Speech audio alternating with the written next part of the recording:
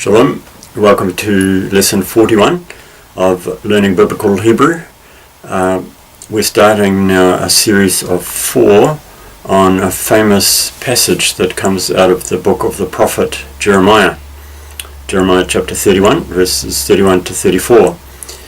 And it's a wonderful prediction that takes us right into New Testament times, talking about the new covenant that God will make with his people.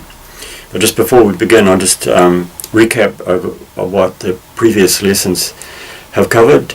Lessons 38 to 40, the 3 previous lessons dealt with Isaiah 2, 1 to 5, the great promise of peace.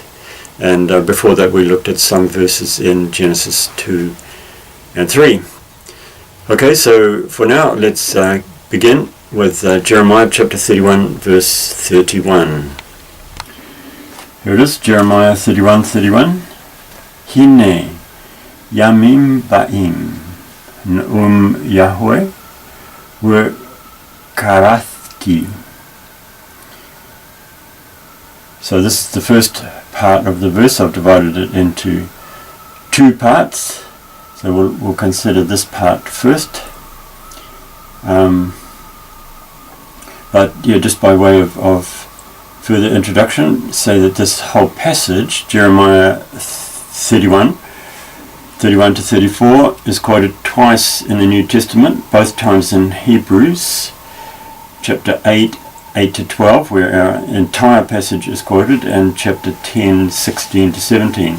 In fact, it's the longest sequence of Old Testament verses to be quoted in the New Testament, and it's alluded to without being word for word quoted a further 9 times in another 8 books of the New Testament, from Matthew to 1 John. Okay, so now let's look at this in detail. Hine is the word that's normally translated behold. So, hine, behold. So literally it means behold or look. So some versions translate it as look, but especially in this case where there's nothing actually physical to look at, it's more just a matter of emphasis. So we might say something like take note. And in fact a lot of English versions omit it because it's not really normal English style. And the emphasis can be made when we read it in English by the tone of voice that or the modulation that we put on our voice. Yomim ba'im. Notice how these words make a phrase that have a similar. The 2 words have a similar sound. Yamim ba'im. So it's quite a neat and tidy little phrase in Hebrew, and it's slightly altered in English, days coming. So it kind of breaks up the nice rhyming pattern a little bit when we translate it into English, but that's what it means. Yamim, yom means day, and im is the plural, normal plural, and this is a participle, ba'im, coming.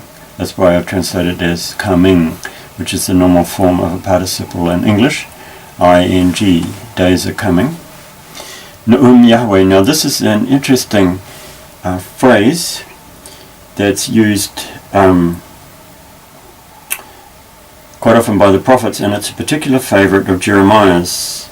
It occurs 358 times in the Old Testament, and Jeremiah accounts for nearly half of them. It occurs in each of the 4 consecutive verses we are looking at in this little series, and it describes prophetic speech. It's used a few times of things said by people, for example, David in 2 Samuel 23:1, under prophetic inspiration. But otherwise, it's used for a prophetic word directly from God. And it's always used at the middle or at the end of prophetic utterance, which will often begin with Ko Amar Yahweh, thus says the Lord. And we see that earlier in this chapter and also in, for example, Jeremiah chapter 2, verses 2 and 3. It's actually not a verb, but this is actually two nouns in construct. So it's like saying oracle of the Lord, or here I've written declaration of Yahweh, and I put says in brackets because that's how it's usually translated, but literally the Hebrew is just two nouns in what's called the construct form, and we talked about the construct form before, and you can see it on the reference sheet that we have, the Zondervan Study Bible Notes on Hebrew, where it talks about the construct state. So there we have it, yes, declaration of the Lord. That's why I put of in square brackets, because there is no word in Hebrew that corresponds to of, but these two nouns are put together, and often that means a vowel change in this first one, and it's indicated by this little dash that they're linked. And finally it goes, and I cut. Now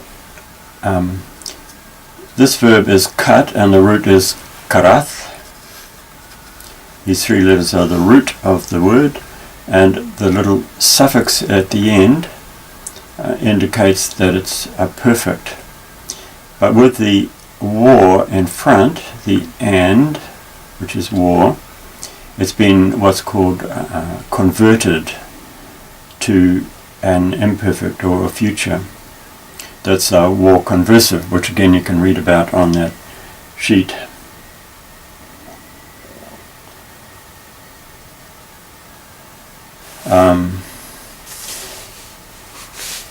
So, and cut. So what we have here, when I will make, well, here we are, I'll put it from left to right. Take note. So I'll use take note for the behold. A time is coming, declares Yahweh, when I will make, and I've broken the verse here, but the next word is going to be covenant. And in Hebrew you always cut a covenant, you don't make a covenant. That's the idiom that's used in Hebrew. Cut a covenant.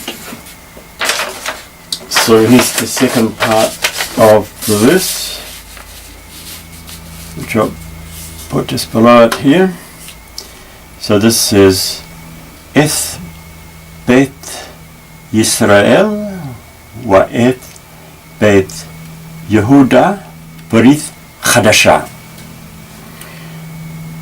So this is the object marker usually, but here it has a different meaning, and here it's meaning with. So the object is held back, and it's saying, I will make with house of Israel. Again, these two are in construct, house of Israel, and with house of Yehuda, Judah, Berith Chadasha, covenant new. And the basic form of this adjective is chadash, and has an H on the end to agree with the feminine noun berith, which is covenant. And in Hebrew, the adjective always follows the noun. So new covenant is berith chadasha, covenant new.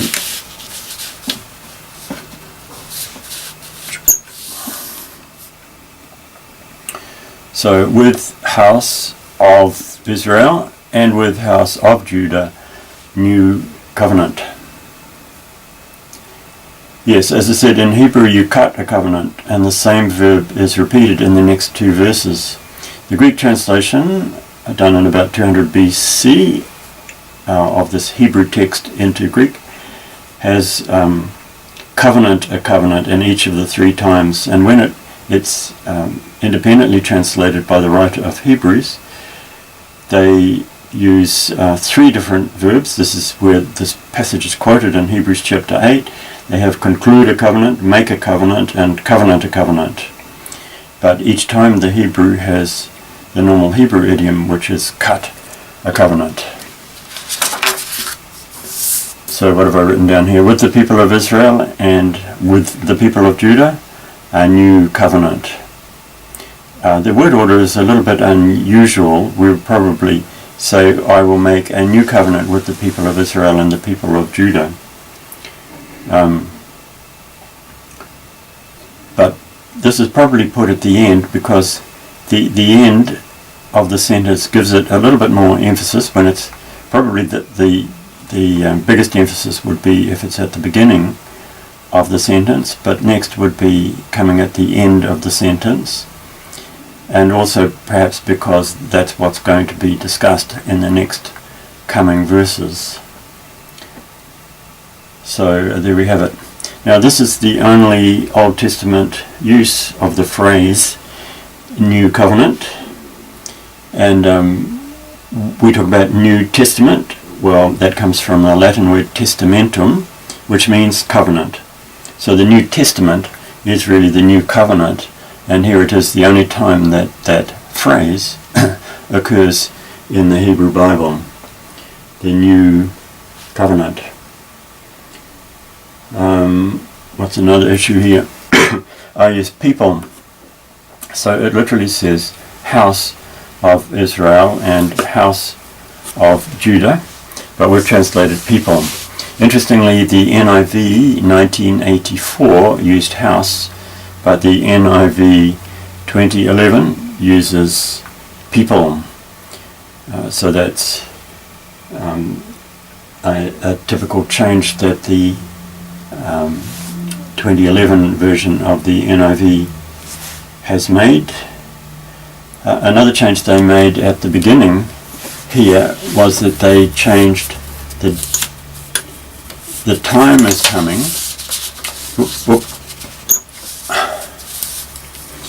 The NIV 1984 said a time is coming.